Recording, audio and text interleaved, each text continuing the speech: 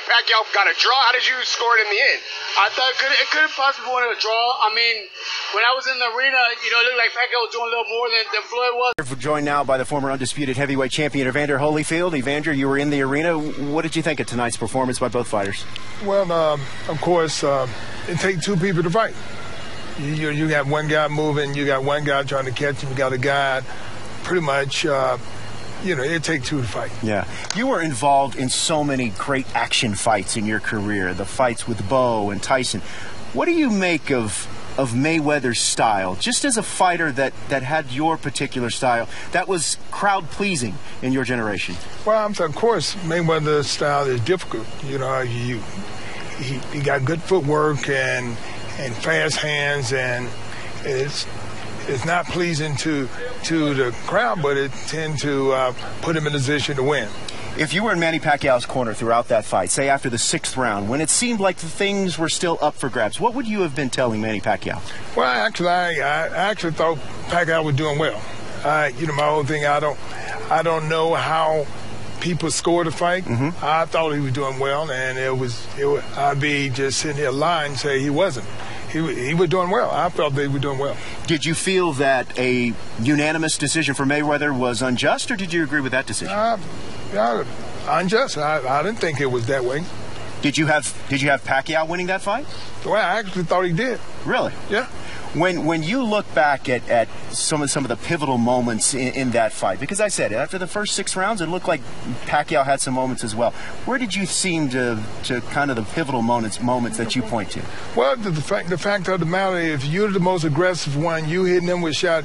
He the one that was he was the one blocking shots, mm-hmm. But I'm telling you, Pacquiao, I've seen he hit him more time than he hit Pacquiao. Then nobody hurt each other real bad. Right. But the fact of the matter is, if don't nobody hurt each other bad and one guy throwing the more punches, then how do you score the card? Yeah.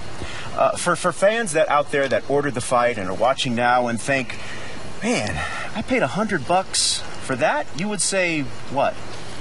Well, I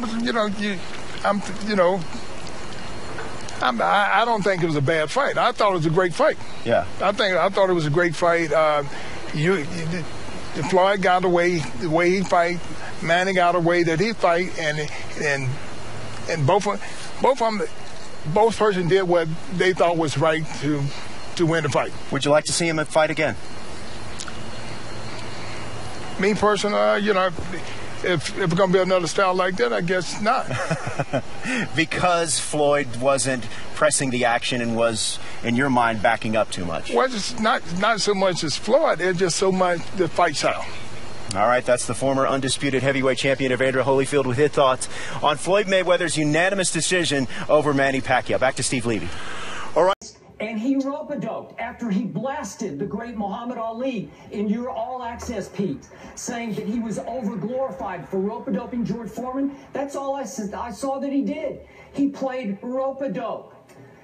Manny Pacquiao landed more shots, did more damage in rounds 4 and 6 than Mayweather did in the entire fight to Manny Pacquiao. When the fight was over, I thought Pacquiao was ready to go for a jog. He had a little mark up here, but he was mostly unmarked. Most of the damage in the fight was done by Pacquiao to Mayweather, especially in round 4 and 6. And the reason I picked 7, the Pacquiao team told me a month ago they were convinced they could take out Floyd Mayweather within 4 rounds. Obviously, Manny went for the quote-unquote kill in the 4th round. I thought he had Floyd in trouble. I thought he let him off the hook and off the ropes too quickly. Floyd was getting hammered in round 4 and again in round 6. So, Stephen A. Smith, I step back and I say, what was I taught? Remember, I've been covering boxing a lot longer than you've been covering boxing. Is that fair to say? That's fair to say. My first fight that I covered was in September of 1978. 36 years ago, I covered Ali Spinks 2, the second fight in New Orleans. What was I taught from the start about how you score a boxing match? Unless there's a knockdown, the aggressor almost always wins the round. Who was the aggressor for most of the fight? Seriously, who was the aggressor? Manny Pacquiao was the aggressor. That is true. I got him in at least 7 rounds being more aggressive. I thought it was 8 or 9. I'm trying to be objective here, but the aggressor wins the fight. That was Evander Holyfield's point. He thought that Pacquiao was clearly more aggressive throughout the fight. But what happened?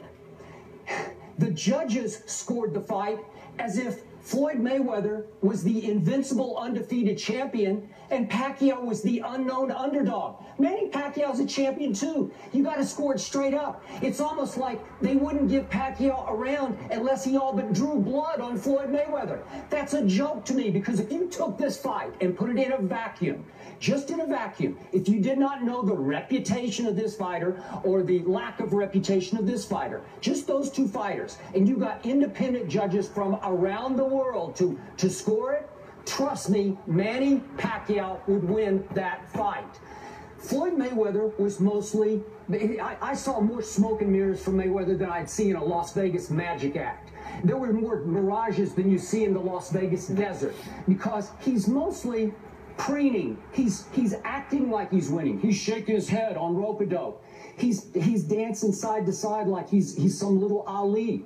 He acted the part very well. He impressed the judges very well. He did not win the fight. And the other thing that colored America's perception, for sure, was the guy that we had sitting in this seat, both in Las Vegas and in this studio, Roy Jones Jr. I love Roy, but he showed his true colors on our show, especially in Las Vegas. Was it Thursday's show, I believe Roy was on? He's a Floyd fan.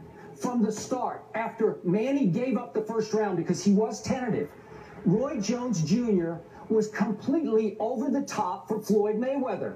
He colored America's perception from the start about the fight. He misled people into thinking that Mayweather was dominating the fight when he wasn't. When actually Pacquiao was fighting a very smart fight from start to finish. He actually fought a Floyd smart fight, because I was worried that Manny was going to take one shot and get rocked and get dropped. Did not happen. He got caught one time the whole fight with one right hand from Floyd Mayweather. Floyd got caught 3 or 4 big times. That's what Evander Holyfield was saying. So in the end, I love the line from Manny. He didn't do nothing. Manny Pacquiao won the fight. I wore that junk that I wore for a little while because you deserve that much, but I'm not going to wear it again.